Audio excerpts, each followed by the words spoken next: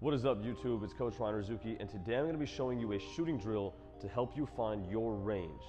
Let's get into it. So we're trying to accomplish a few things with this drill, and what we're going to do is we're going to start right next to the basket. When you make two in a row, you take a small step back. You make two in a row, you take a small step back, so on and so forth. And if you were to miss two in a row, then you take a step forward, and you want to get to the general area of where as far as your range can get to. And once you find that spot where you make two, miss two, make two, miss two, and you can't really step back and get further than that, that's about your range. Now, when you miss a shot, the best part about this drill is that it forces you to learn from that miss and to not miss two in a row. So you gotta make the next one to save yourself, hit two in a row, and then take that step back. The high school three-point line is 19.9 feet away from the basket. The college line used to be 20.9 feet. However, they just moved it back recently to the Fiba line, which is roughly 21.8 feet. And the NBA three-point line is 4 feet behind the high school line at 23.9 feet away. So if you can get your range somewhere around the NBA line or a few steps back, that is the goal.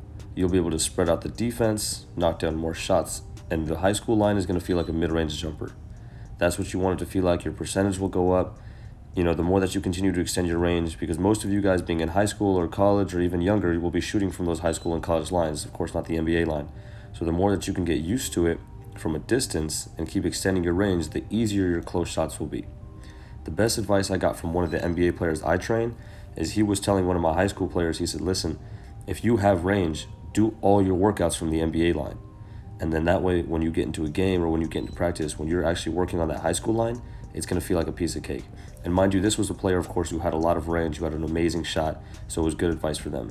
But for you guys, if you don't have this kind of range yet and your range is stuck somewhere around the free throw line, somewhere around maybe between the free throw and the three-point line, maybe at the three-point line, then I would continue to advise you to stay close to the basket, keep working on your form, continue to extend your range slowly, and then eventually when you do have that range to shoot from the NBA three-point line, then do most of your workouts from there, and it's going to help you to feel a lot better when you shoot close shots.